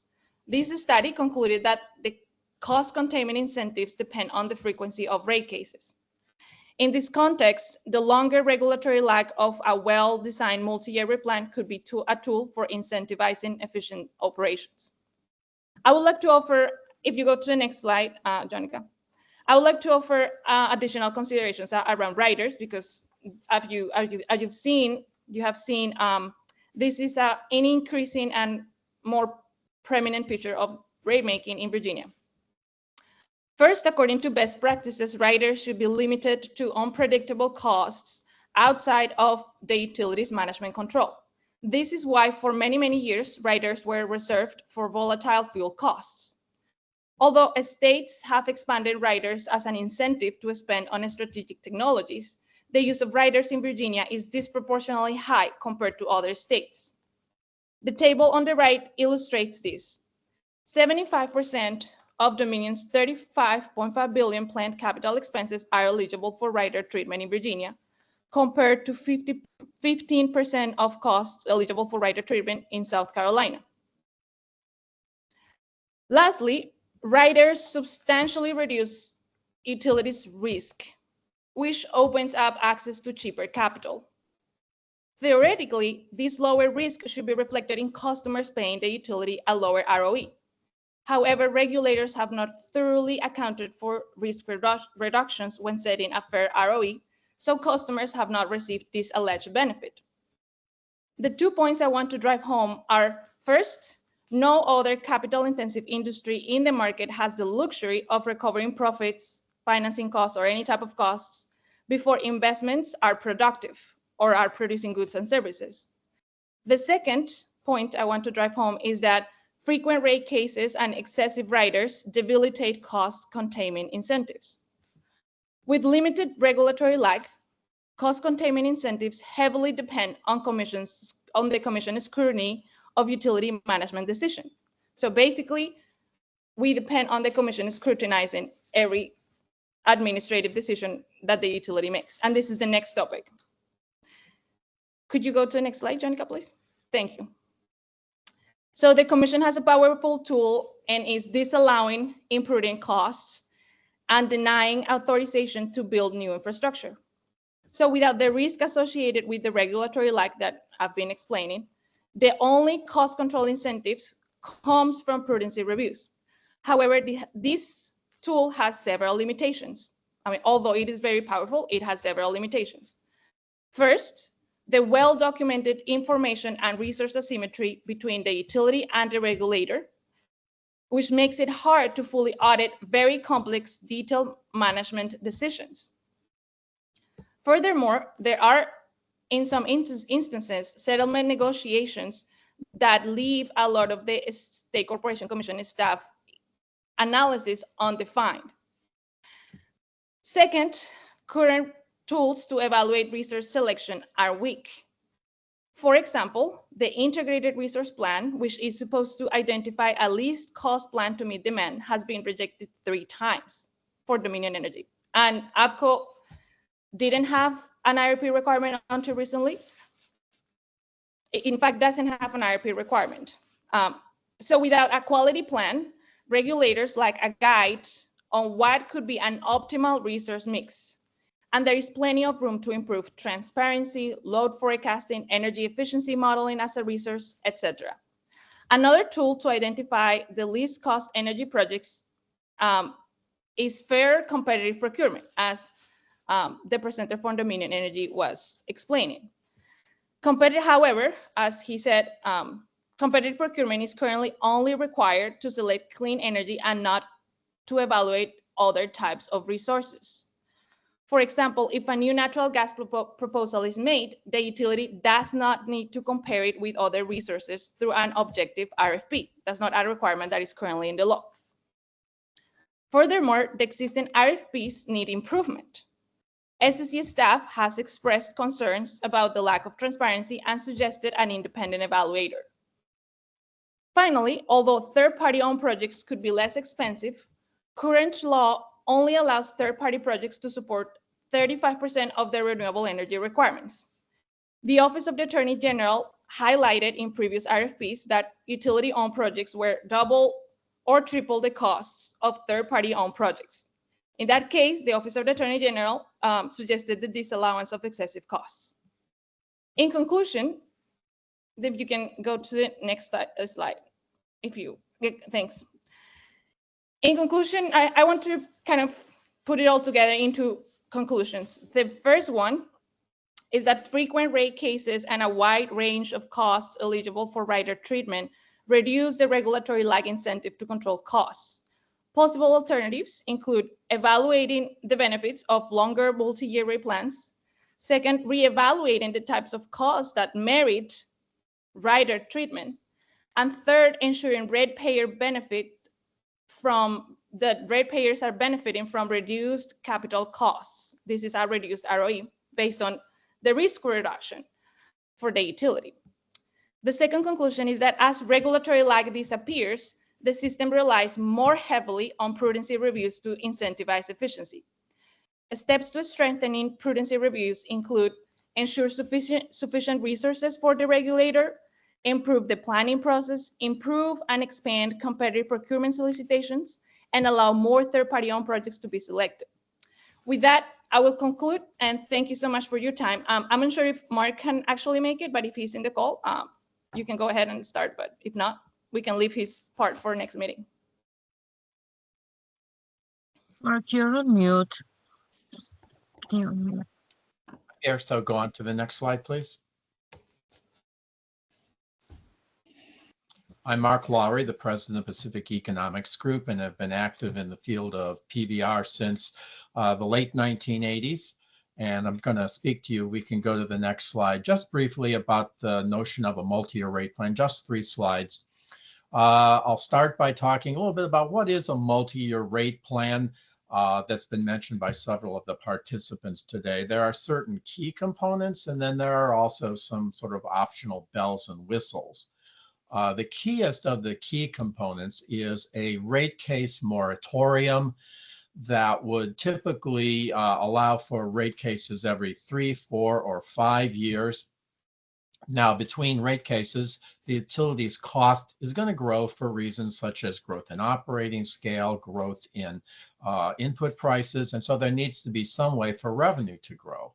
And in a multi-year rate plan, this is uniquely provided by something called an attrition relief mechanism that provides an automatic relief for cost pressures via some sort of a predetermined formula that isn't linked like a cost tracker or a formula rate to the utility's contemporaneous cost growth. So if you put those two together, you hopefully will have stronger utility cost containment incentives, and also a streamlining of the rate-making process that puts more time available for the participants in rate-making to address other issues, of which there are so many today. Large volatile expenses will typically be tracked, and there will typically be performance incentive mechanism for so-called blue sky reliability, fair weather reliability, things like SAIDI and SAIFI. The optional bells and whistles can include additional metrics and PIMs, for example, for demand side management or for customer service quality, including the quality of service to DER customers. You can have targeted incentives for underused practices like demand side management, things like cost trackers, management fees, pilot programs. You can have revenue decoupling, and also a good program of integrated resource and delivery system planning is also very complementary to a rate-making system that is considering rates over a multi-year period. Now, given this definition, I don't think that the current biennial rate-making process in Virginia qualifies as a multi-year rate plan because it's only 2 years, and unusually for a plan of that duration also has an earnings sharing mechanism and an unusually large use of cost trackers. Going on to the next slide then, just 2 brief slides to talk about the impact that MRPs are known to have on utility cost performance. And to gauge this, you usually have to use some sort of statistical cost research, such as productivity research. So studies many years ago showed that the first two industries that operated under multi-year rate plans in the US, namely railroads and telecom utilities, had unusually rapid total factor productivity growth. And I have done studies of the impact of MRPs over the years, including one recently for Lawrence Berkeley National Laboratory, in which I used two methods to address this issue. And one was incentive power research that was mentioned by Laura that showed that cost containment incentives are weakened by frequent rate cases and by cost trackers and by earnings sharing, all of which exist in Virginia right now. Now, I also studied the productivity trends of utilities in the provision of power distribution services because vertically integrated utilities and wire cos alike provide these services. And one notable result is that Central Maine Power, that operated under a sequence of 3 multi-year rate plans, had total factor productivity growth that was much more rapid than that in the Northeast as a whole. I also found that Mid-Atlantic utilities, and particularly Pennsylvania utilities, had much more rapid productivity growth because these utilities unusually operated under a lengthy rate case stayouts over the same period. Final slide. Lastly, I thought you might be particularly interested in a recent study I did in Alberta. Because Alberta used to operate under a sequence of biennial rate cases that resulted in rapid utility rate growth and very high regulatory cost. And eventually the Alberta Utility Commission decided that they wanted to try a different approach to rate making, which turned out to be multi-year rate plans, so-called generic PBR plans. And so I did a study that showed how the multi-factor productivity trends of Alberta power distributors change as they went from the biennial rate cases to multi-year rate plans. And we found, first of all, that there was a rapid increase in productivity growth typically after the shift to the multi-year rate plans. But in the first PBR1, there was not a jump in capital productivity because the utilities had asked for extra revenue for capital that came in the form of cost trackers. When the Alberta Utility Commission in the second plan got rid of the cost trackers and gave each utility a CapEx budget that was not related to their own CapEx or even to their own cost forecasts, it resulted in a substantial increase in capital productivity. So that's my part.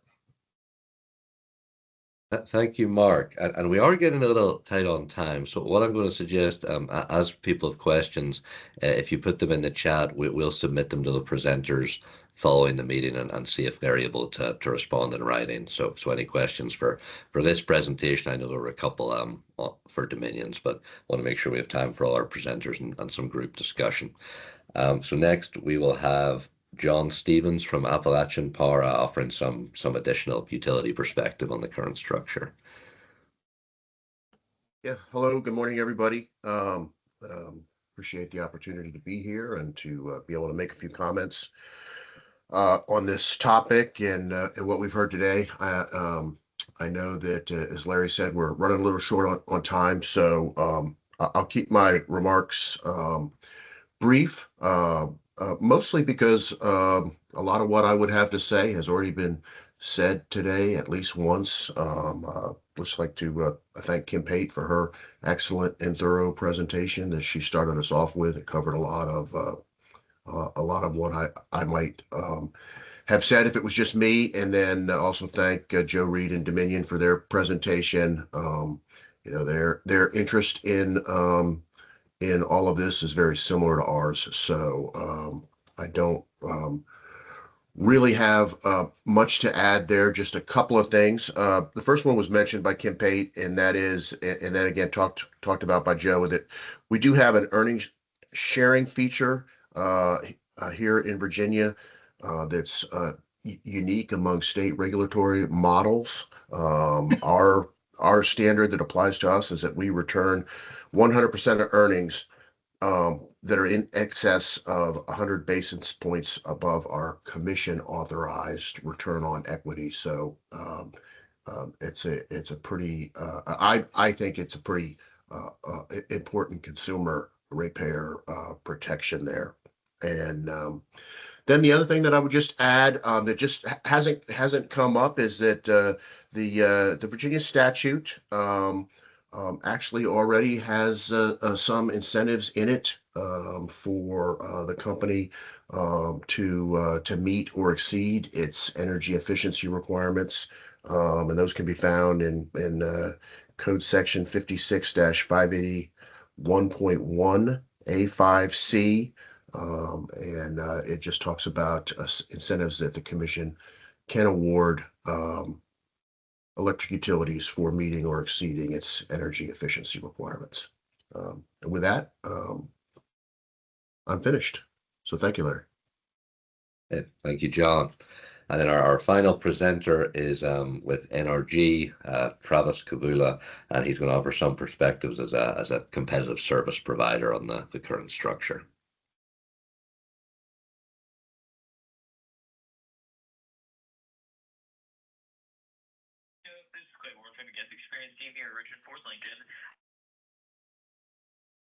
We can see your slides, Travis. We can't hear you. Are you able to unmute? Okay, you should be able to hear me now. We can. Thanks. Okay, that's great. Well, thanks, Larry, for having me. Thanks, everyone, for joining today. I'm with NRG, which is a competitive service provider in the Commonwealth of Virginia. We also provide competitive energy services to about 8 million customers throughout North America, including, interestingly, in Alberta, where we are a regulated energy service provider subject to a style of performance-based regulation like Mark was just talking about. There, our energy supply rates have to remain fixed for 2 years as the provider of last resort. There's no opportunity for fuel clauses or true-ups. And then in the next 2-year period, they can only go up or down by no more than 10%.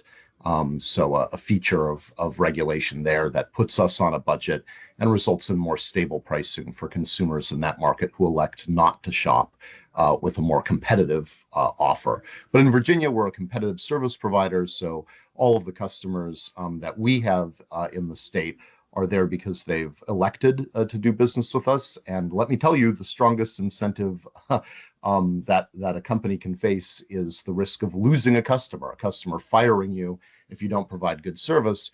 Generally, we talk about performance-based regulation in the context of regulated utilities because customers, at least for distribution services, do not have that recourse. And of course, the vast majority of customers in Virginia, despite its sort of hybrid status as a partially open retail choice state, don't have that option. Only the very largest customers above 5 megawatts in size can shop with another provider, and many of them do. CSPs like NRG served a little more than a third of all industrial load in Dominion in 2023. Most of the large loads entering the state, in all likelihood, unless Dominion can cut them a sweetheart deal, are going to be shopping with competitive service providers for their power needs.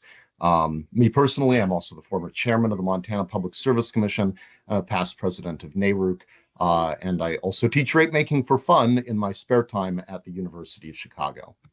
I won't highlight the agenda mainly because I plan on skipping around since so much has been covered, but just talking a little bit about our business model as a competitive service provider and the incentives we face are candidly pretty ordinary in comparison to other firms in the economy. We make more money when we lower the cost of goods sold. In other words, when we increase capital productivity, when we manage to reduce our operating expenses to get more of the same thing more cheaply and more efficiently. We can also kind of conversely increase the value of our product in the eyes of customers, providing greater customer service, guaranteed rates, bundled products. in order to allow us to increase our prices over our competitors. But customers might be willing to pay for that because the product is more valuable. And then, of course, we do have an incentive, which has been commented upon earlier, to sell more energy or to gain market share for other services.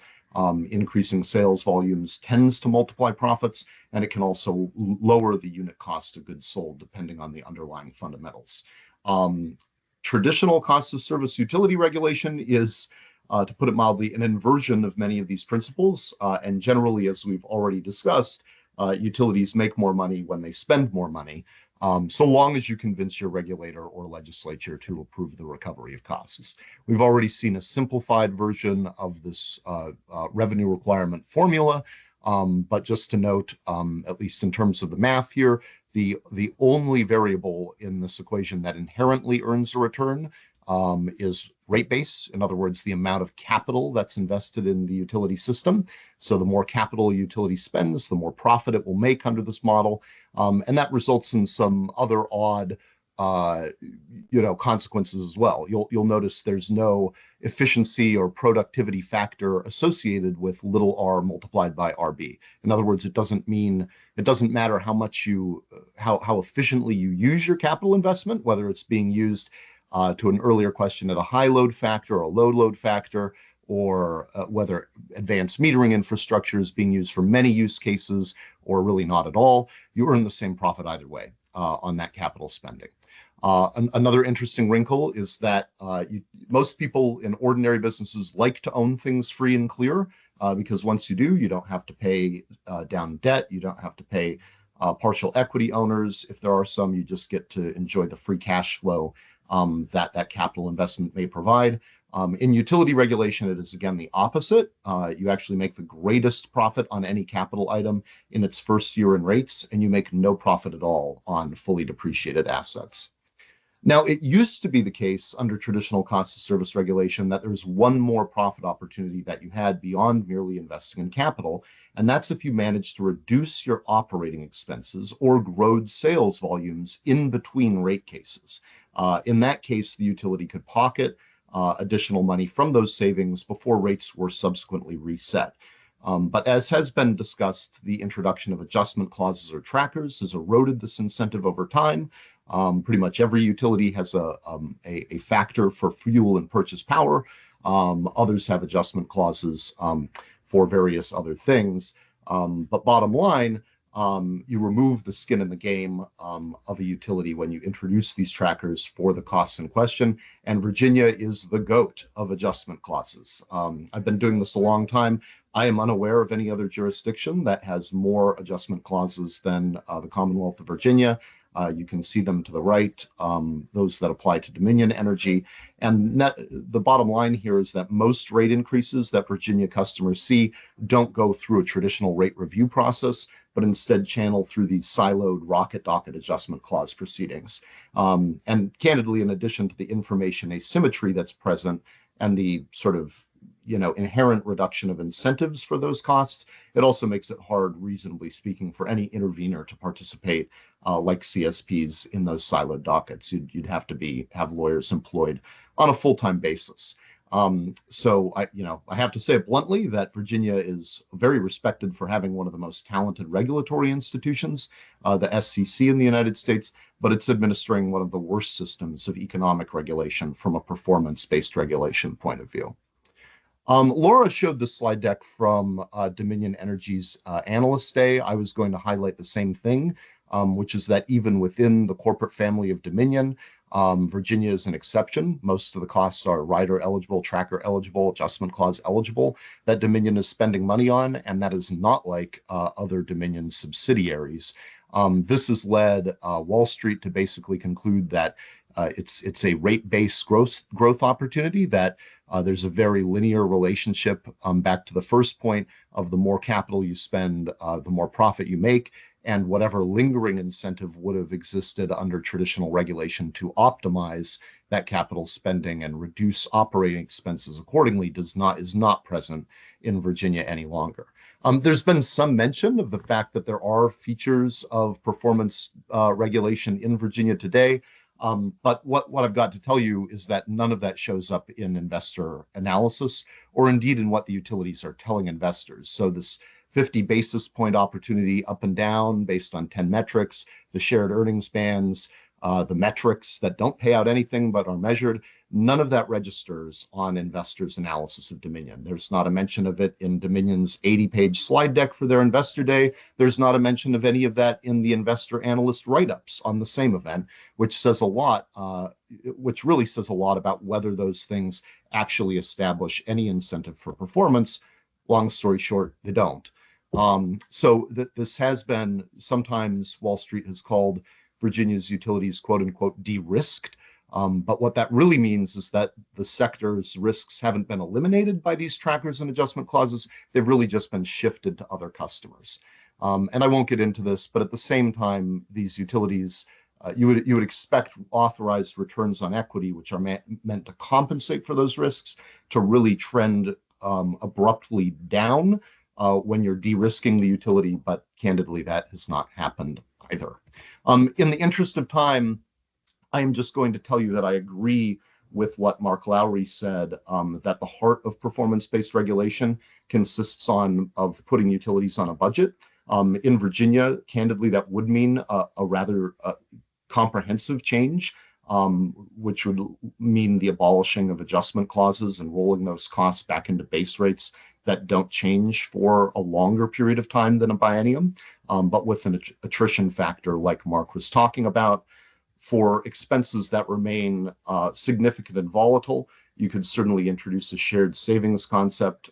This idea was one I implemented in Montana, which has a 10% sharing of all power and fuel and purchase power costs around a baseline. So in other words, getting some skin in the game for this, which is one of the largest costs of the utility. And then, and only then, should you really consider individual performance incentive mechanisms, this sort of nibbling around the edges, as Joe Reed called it, for incentives that may not have an inherent place in the reformed multi-year revenue requirement business model of a utility. But having looked at it, 8 of the performance areas listed in HJ30 would be covered by a well-designed multi-year rate plan. They don't require individual PIMs to be established for them. In fact, establishing PIMs individually for those things would prevent the utility from making certain trade-offs between those. So it's better to just leave those PIMs as a managerial consideration for a utility that suddenly would have to act like an ordinary business in the face of having rates that were not as subject to change due to adjustment clauses. So I've included the obligatory reference to the Princess Bride about how PIMs are not performance-based regulation. A lot of what has been talked about that have really weak incentives aren't really performance-based regulation worthy of the name. So I would definitely encourage people to take account of that in any report they write coming out of this exercise. Thank you very much, and glad to be with you today. Okay, thank you, Travis, and thank you to all our presenters. We are obviously running late, but hopefully those who can will indulge us in a little bit of an overrun here, and for those who do have to step away right now at 11 o'clock, we are recording the meeting. We'll have the presentations. There'll be a written comment period after, and we can also revisit this topic at a later meeting. So the first thing I want to do just very quickly is we did have the survey that went out following the first meeting.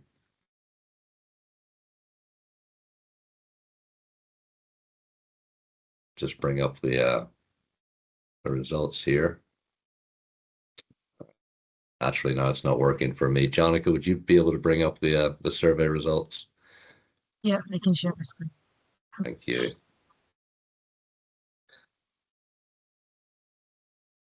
And so again, thanks to everyone who responded. We just have a couple of charts showing the kind of the main results, but we'll post the full results to our website because in addition to people sharing their priorities or their rankings of different areas. A lot of the responses also with some very good detailed explanations behind why people made the choices they did. So you can see this first chart shows the performance areas where people feel Virginia's regulatory framework is successfully promoting policy goals. So almost 40% said that in the reliability space, that's where it's most effective. And then moving to the next slide, Jonica. A little more dispersed here, but the most responses were for affordability to customers, so a little over 20% there. So that's the area where the current framework does not promote performance that furthers the Commonwealth's interest. So again, we'll post all those results so you can go through them in more detail. You can go to our next slide and the one after this. Thanks, Jonica. But we'll move into our group discussion, and I do just want to say that this is not the last chance to speak in this issue. We're going to invite the written comments per the suggestion from our kickoff meeting, and additionally, we're really going to have to revisit these topics as we go along, because we're going to want to compare the PBR concepts we look at with the existing structure to see where they can be effective.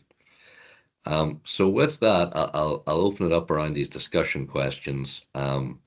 Especially to anyone, those who didn't get the chance to present. And I just ask if you could give us your name and organization when you speak. Could you bring up the questions, please, Jonica? Yes, perfect. Thank you. So we have our three questions. Any other areas to highlight when evaluating the efficacy of the current structure? And maybe we'll focus on that one today, and we can have more of the discussion around the areas at a later date. So is there any area that wasn't really covered today where someone thinks that the current structure is or is not effective in furthering the public interest goals of the Commonwealth? And you can raise your hand if you want to speak.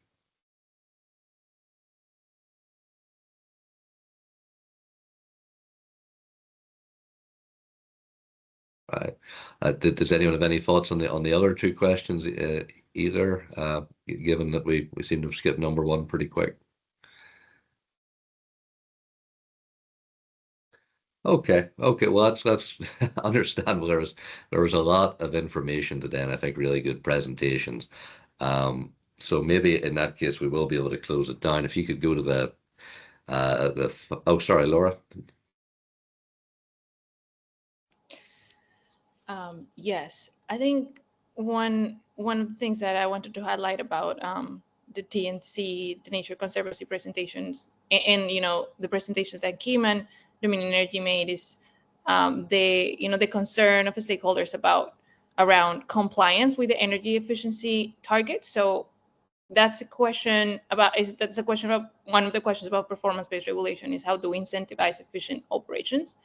And so right now, the utilities forecasting not non-compliance with the energy efficiency targets, and the targets proposed by both utilities during the litigated proceeding were dramatically low, and so and we have incentives for the utilities to comply and go above and beyond, but up to date those incentives have not been effective. So I think that's kind of a big preoccupation of stakeholders because of the data center load growth. We should be maximizing energy efficiency, and we were hoping that utilities would bring forward very ambitious targets with very ambitious programs, but instead both utilities presented very weak targets, way below what other leading utilities in the country are achieving or are proposing. So that's a pretty concerning environment in Virginia, given, again, the data center load growth. Thanks, Laura. Any other thoughts? Okay. In that case, John, could you move to our timeline slide? So yeah, just to reiterate that we do have a little more time to work now. It's moved from February 7th to May 9th. All the other important dates are the same regarding when the SCC first has to report its findings and recommendations, and then report to the Commission on Electric Utility Regulation, and then the final report still due that first day of the 2026 assembly. So with that, if you move to our last slide, this is what we're planning to do next. One, again, we'll solicit written comments around this topic as people have more time to think about what we heard today. And those written comments will be made available on the website along with the presentations, the recording, and the survey results. So hopefully that'll start to build a pretty good record of what we're doing here. Our plan for meeting 3 is to meet on the afternoon of Friday, January 17th. Have the Rocky Mount Institute present on PBR experience from other jurisdictions. That's a mandated part of the resolution we have to cover, and obviously a good opportunity to learn about how PBR has been evaluated and implemented in different places.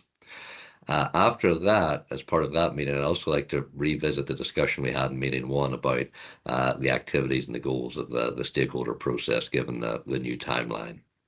Because we talked about what was our realistic expectations when it was the February 7th, but now that we have a little more time, we can consider if we want to be a little more expansive. And in addition, before the next meeting, we'll come up with a suggested process and give everyone something to react to. But we won't try today to figure out all our activities. That'll be at our next meeting. And for now, just based on our calendar poll, we're also just going to send out a tentative calendar invite for Friday, the afternoon of Friday, January 31st. And we can decide whether we want to use that or not at that next meeting. Because now we have a little more time, we can think how we want to use our time and navigate around the General Assembly, which I know is keeping a lot of people in this call very busy. So does anybody have any questions on those next steps?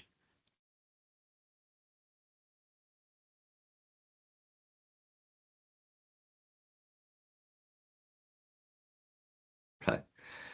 Well, thank you everybody for your time, for being part of the group, and we'll see you in January. Enjoy the holidays.